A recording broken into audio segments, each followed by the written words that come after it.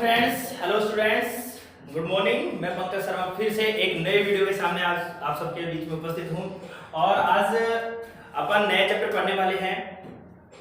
नए चैप्टर पढ़ेंगे। नए चैप्टर पढ़ने से पहले अगर आप हमारे वीडियो को लगातार देख रहे हैं और लगातार आगे देखने के लिए हमारे चैनल को लाइक करें, सब्सक्राइब करें।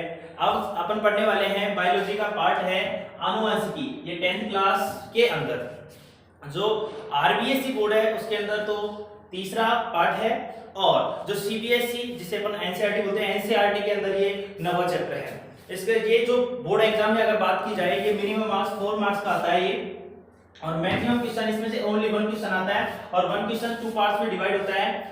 अब पढ़ते हैं अपन आनुवंशिकी। जो आनुवंशिकी है इसको अंग्रेजी में जेनेटिक्स कहा जाता है। तो अपन सबसे पहले इस वर्ड को ही पढ़ते हैं कि आनुवंशिकी क्या होता है। आनुवंशिकी के बारे में सबसे पहले क्या करते हैं, स्टडी करते हैं कि आनुवंशिकी क्या होता है। तो अपन ने आनुवंशिकी लिया, तो ये आनुवंशिकी क्या होता है। देखो, आनुवंशिकी को अंग्रेजी में कहते हैं जेनेटिक्स। जो जेनेटिक शब्द है वो जेनेटिक शब्द की उत्पत्ति जीन शब्द से हुई थी। कौन से शब्द से हुई? जीन शब्द से। जो जेनेटिक शब्द है, जेनेटिक शब्द की उत्पत्ति जीन शब्द से हुई।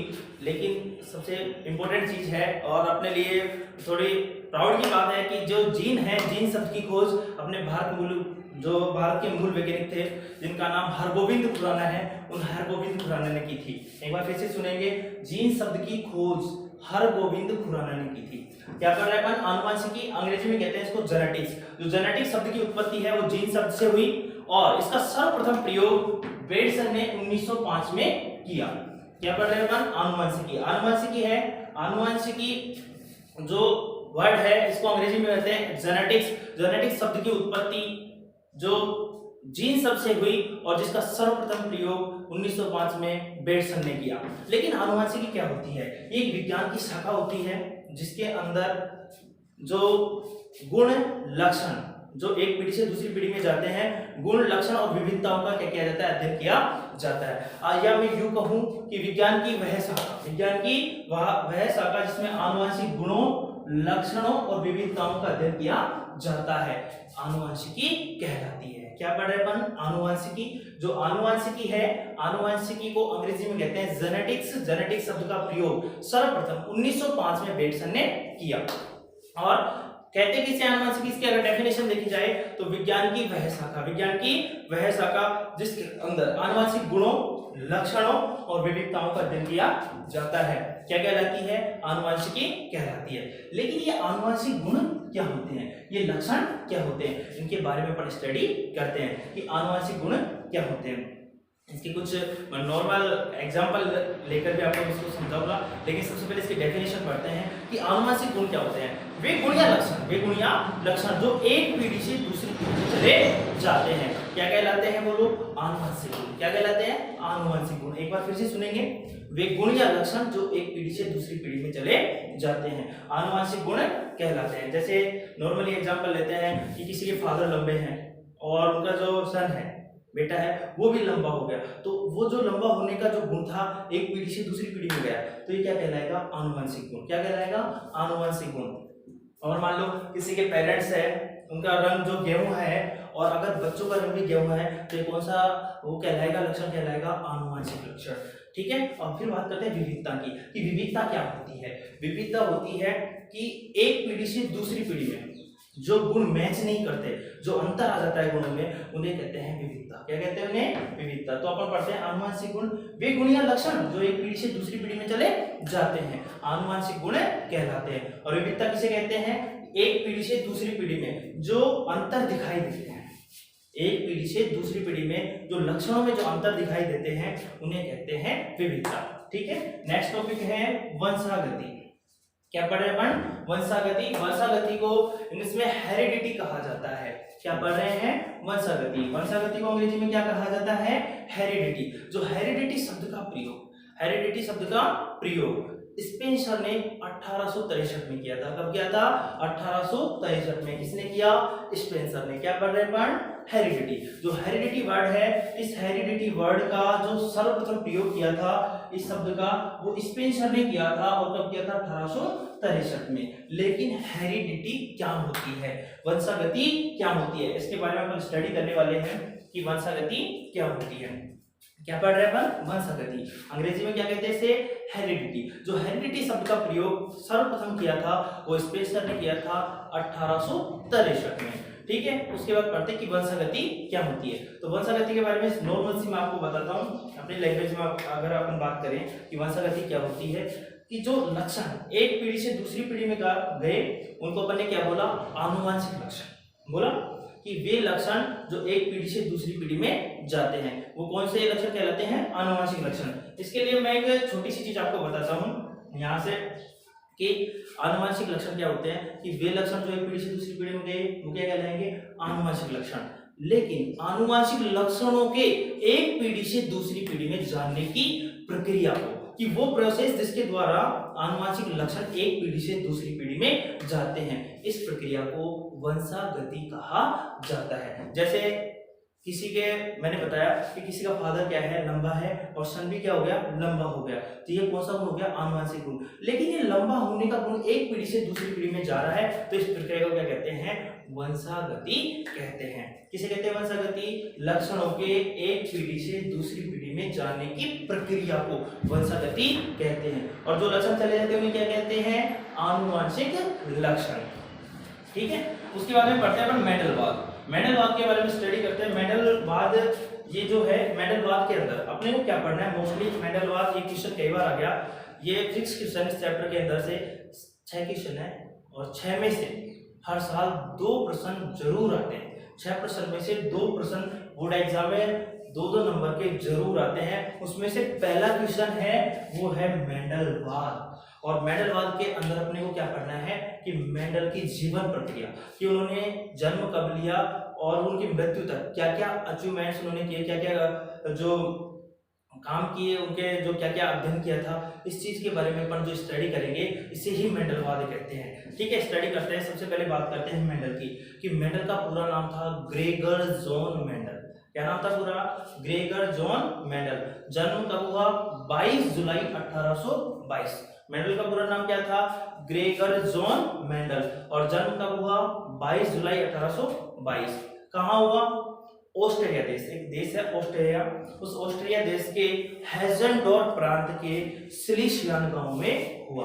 तो अपन ऐसे कह सकते हैं ग्रेगर जॉन मेंडल का जन्म 22 जुलाई 1822 को ऑस्ट्रेलिया देश के हेजेनडॉर्फ प्रांत के सिलिशियन गांव में हुआ। देखो एक बार, मेंडल का पूरा नाम क्या है? Gregor John Mendel. जन्म कब हुआ? 22 जुलाई 1822। अगर आपको ये सनाप भूल जाते हैं तो इसके लिए छोटी सी ट्रिक है कि स्टार्ट भी 22 से होता है, एंड भी 22 से होता है। ठीक है, कि 22 जुलाई है और कब है? 1822। अब देखो उसके बाद कहाँ हुआ था? ऑस्ट्रेलिया देश के हेजेनडॉर्फ प्रांत के सिलिशियन गांव में हुआ। क्या पढ़ रहे हैं अपन? मेंडलवाद। मेंडल का पूरा नाम क्या था? Gregor John Mendel. मेंडल का जन्म कब हुआ? 22 जुलाई 1822 को। कहाँ हुआ? ऑस्ट्रेलिया देश के हेजेनडॉर्फ प्रांत के सिलिशियन गांव में हुआ। फिर उसके बाद बात करते हैं कि इनकी पढ़ाई की बात करें तो इनकी जो पढ़ाई थी, इन्होंने 1842 में दर्शन शास्त्र की, जो फिलोसफर होते हैं जो दिशा देख के बताते हैं, ठीक है, जो ग्रह होते हैं, ग्रह है, धूमकेतु, इन सब की दिशा देखकर, पृथ्वी की, सूर्य की, इन सब की दिशा देखकर जो स्टडी करते हैं इन्हें कहते हैं दर्शन शास्त्री। तो जो दर्शन शास्त्री थे, और इनका जो दर्शन शास्त्री की इन्होंने जो डिग्री प्राप्त की थी वो कब की प्राप्त की थी? 1842 में। तो अपन कह सकते हैं कि मेंडल ने 1842 में दर्शन शास्त्री की डिग्री प्राप्त की। और 1843 में, कब? 1843 में ब्रून शहर के चर्च में क्या बन गए? पादरी बन गए। क्या पढ़ रहे हैं अपन? बोलो। मेंडलवाद। मेंडलवाद में सबसे पहले बात करते हैं कि मेंडल का जन्म कब हुआ? 22 जुलाई 1822 में ऑस्ट्रेलिया देश के हेजेनडॉर्फ प्रांत के सिलिशियन गांव में हुआ। और 1842 में इन्होंने दर्शन शास्त्री की डिग्री प्राप्त की। और 1843 में एक शहर था ऑस्ट्रेलिया देश में, उसका नाम था ब्रून। उस ब्रून शहर के चर्च में उन्होंने पादरी, जो फादर है, पादरी के रूप में क्या किया? अपनी सेवा देना स्टार्ट किया। फिर उसके बाद जो चर्च था, उस चर्च के अंदर मटर उद्यान था, तो उन्होंने क्या किया? अपने मटर उद्यान के अंदर क्या कर प्रयोग करना प्रारंभ कर दिया। और उन्होंने 7 साल तक, कितने वर्षों तक? 7 वर्षों तक कब से कब तक? 1856 से 1863 तक इन्होंने 7 वर्षों तक मटर के पौधे पर अध्ययन किया और मटर के पौधों पर अध्ययन करके उसको अच्छी तरीके से नोट किया और 1865 में एक लेख छपा एक अखबार में, इनका बुक के रूप में, किताब के रूप में। उस लेख का नाम था the Brunn Society of Natural History. क्या नाम था? The Brunn Society of Natural History नामक एक लेख छपा इनका। कब छपा? 1865 में, जिसके अंदर इन्होंने आनुवंशिकी और वंशागति के नियम दिए। क्या दिए? आनुवंशिकी और वंशागति के नियम दिए। अतः इन्हें आनुवंशिकी का जनक कहा जाता है। उसके बाद 6 जनवरी 1884 को इनकी मृत्यु हो गई। ठीक है, एक बार फिर से पढ़ते हैं मेंडलवाद के बारे में। मेंडल का पूरा नाम क्या था? Gregor John Mendel. जन्म कब हुआ? 22 जुलाई 1822 में। कहाँ हुआ? ऑस्ट्रिया देश के हेज़ेनडोर्फ प्रांत के सिलिसियान गांव में हुआ और 1842 में उन्होंने किसकी डिग्री प्राप्त की? दर्शन शास्त्र की। और 1843 में ब्रून शहर के चर्च में क्या बन गए? पादरी बन गए। 7 वर्षों तक, कब से कब तक? 1856 से 1863 तक उन्होंने किसका अध्ययन किया? मटर के पौधे पर अध्ययन किया। और 1865 में उनका क्या छपा? लेख छपा और उस लेख का नाम क्या था? The Brunn Society of Natural History. ठीक है, उसके बाद इसके अंदर, इस लेख के अंदर उन्होंने क्या दिया? आनुवंशिकी और वंशागति के नियम दिए। अतः उन्हें आनुवंशिकी का जनक कहा जाता है। ठीक है, और 6 जनवरी 1884 को इनकी क्या हो गई? मृत्यु हो गई। ठीक है, लेकिन सवाल ये उठता है, उन्होंने अपने उद्यान में मटर के पौधों पर अध्ययन किया और मटर के पौधों के आधार पर उन्होंने वंशागति के नियम दिए, लेकिन उन्होंने अपने प्रयोगों में मटर के पौधे का चुनाव क्यों किया? मैंने बोला था 6 प्रश्न है। पहला प्रश्न मेंडलवाद है। दूसरा नंबर पे जो आता है वो है मेंडल ने अपने प्रयोग मटर के पौधे पर क्यों किए। एक बार फिर से सुनेंगे कि इस चैप्टर के अंदर से 6 प्रश्न बहुत महत्वपूर्ण है, जिसके अंदर से हमेशा 4 नंबर के प्रश्न बोर्ड कक्षा में आते हैं, बोर्ड एग्जाम में आते हैं। तो आपको इस चीज के बारे में नोट करना है। पहला प्रश्न मेंडलवाद था और दूसरा प्रश्न क्या है? मेंडल ने अपने प्रयोग मटर के पौधे पर क्यों किए। कि मेंडल ने अपने प्रयोग में मटर के पौधे का चुनाव किया, वो मटर के पौधे का चुनाव भी क्यों किया? तो देखो, सबसे पहला रीजन था इसके पीछे, सबसे पहले कारण क्या था? ये था क्योंकि मटर के पौधे का आकार क्या होता है? छोटा होता है। अगर उसकी जगह अगर वो पीपल के वृक्ष का या बरगद के वृक्ष का अगर चुनाव कर ले तो बहुत बड़ा हो जाता है, उसका बारे में पूरी स्टडी करना बहुत ज्यादा क्रिटिकल हो जाता है। इसलिए उसने पहला रीजन क्या था कि मटर का पौधा बहुत छोटा होता है। दूसरा, मटर का पौधा 1 वर्षीय होता है।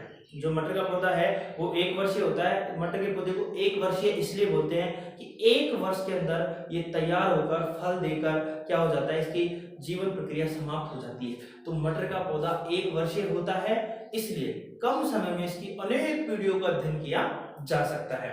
अगर मान लो इसकी जगह नीम जो है अपना नीम के वृक्ष का अगर अध्ययन करें तो देखो नीम का वृक्ष कितने सालों में तैयार होगा और कितने सालों में तैयार होगा, फिर उसकी दूसरी पीढ़ी कब आएगी, तीसरी पीढ़ी कब आएगी, जब तक बहुत सालों का समय लग जाएगा और उसके ऊपर स्टडी नहीं हो पाएगी। इसलिए दूसरा रीजन क्या था कि मटर का पौधा 1 वर्षीय पौधा होता है और कम समय में ही इसकी अनेक पीढ़ियों का अध्ययन किया जा सकता है। थर्ड नंबर पे आता है कि इसके अंदर क्या और अच्छे गुण थे। तो तीसरा गुण ये था कि मटर के पौधे के पुष्प द्विलिंगी होते हैं।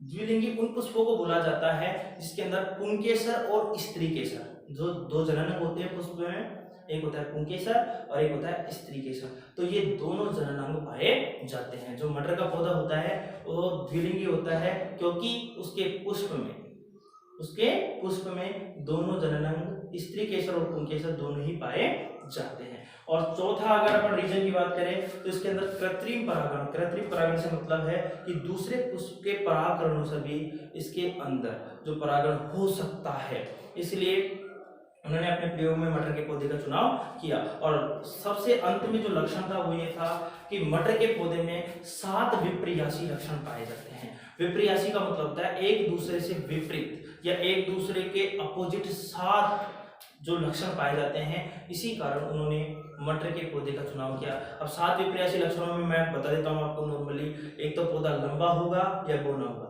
तो एक हो गया, ठीक है। दूसरा हो गया कि जो बीज का आकार है या तो गोल होगा या झुर्रीदार होगा, बीज का रंग है पीला या फिर हरा। तो ऐसे 7 लक्षण पाए जाते हैं मटर के पौधे में विपर्यासी, इसलिए उन्होंने अपने प्रयोग में मटर के पौधे का चुनाव किया। सबसे पहला लक्षण क्या था, मटर का पौधा आकार में क्या होता है, छोटा होता है। दूसरा लक्षण क्या था, मटर का पौधा 1 वर्षीय पौधा होता है और कम समय में इसकी अनेक पीढ़ियों का अध्ययन किया जा सकता है। तीसरा, इसके पुष्प क्या होते हैं, द्विलिंगी होते हैं। चौथा, इसमें कृत्रिम परागण आसानी से हो जाता है। और पांचवा, इसमें 7 विपर्यासी लक्षण पाए जाते हैं। ठीक है,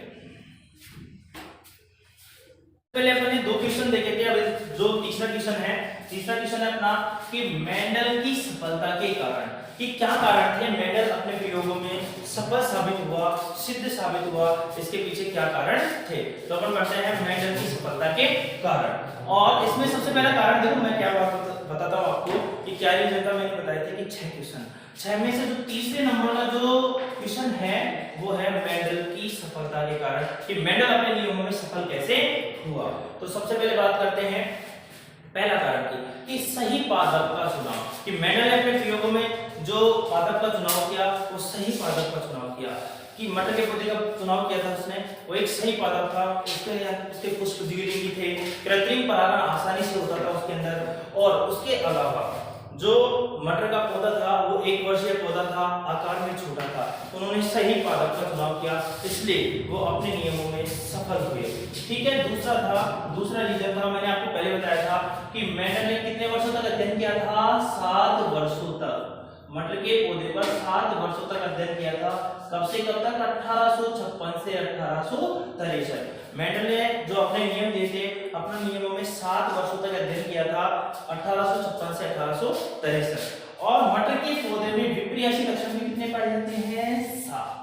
तो अपन कह सकते हैं कि मेंडल ने केवल एक समय पर एक ही लक्षण का अध्ययन किया, कि उन्होंने पहले साल में एक लक्षण का अध्ययन किया, दूसरे साल में एक लक्षण का अध्ययन किया और तीसरे साल में एक लक्षण का अध्ययन किया। अतः उन्होंने एक समय पे केवल एक लक्षण का ही चुनाव किया और एक लक्षण का ही अध्ययन किया, अतः वे अपने नियमों में सफल हो गए।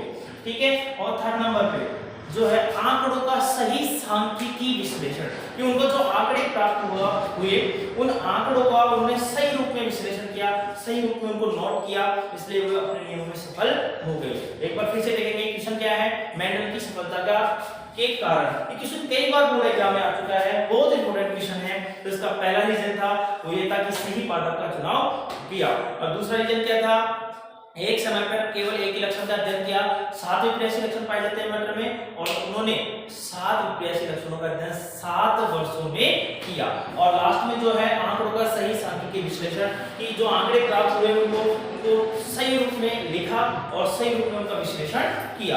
अब नेक्स्ट जो क्वेश्चन है वो है मेंडलवाद की पुनर्खोज। क्वेश्चन ये आता है कि मेंडलवाद की पुनर्खोज को समझाइए, या मेंडलवाद की पुनर्खोज क्या होती है। तो अपन बताते हैं इसके बारे में। स्टडी बहुत सिंपल है कि मेंडल ने अपने नियम दिए थे, वो दिए थे 1865 में और उनके नियम 35 वर्षों तक चले थे। कितने वर्षों तक चले, 35 वर्षों तक। और सन 1900 में, कब, सन 1900 में, एक बार फिर से देखेंगे मेंडलवाद की पुनर्खोज। मेंडल ने अपने नियम कब दिए थे, 1865 में। कौन से बुक में दिए थे, the Brunn Society of Natural History नामक बुक में दिए थे। और ये नियम 35 वर्षों तक चले। और सन 1900 में किसने, हुइंग द ब्रिज,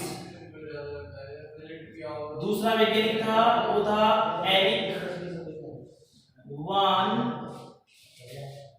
शेरमेक।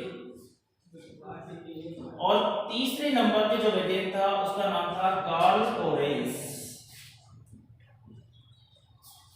एक बार फिर से देखेंगे, मेंडलवाद की पुनर्खोज पढ़ रहे हैं। मेंडल ने अपने नियम कब दिए थे, 1865 में। कौन सी बुक में दिए थे, the Brunn Society of Natural History. इनके नियम कितने वर्षों तक चले, 35 वर्षों तक। लेकिन कब, सन 1900 में।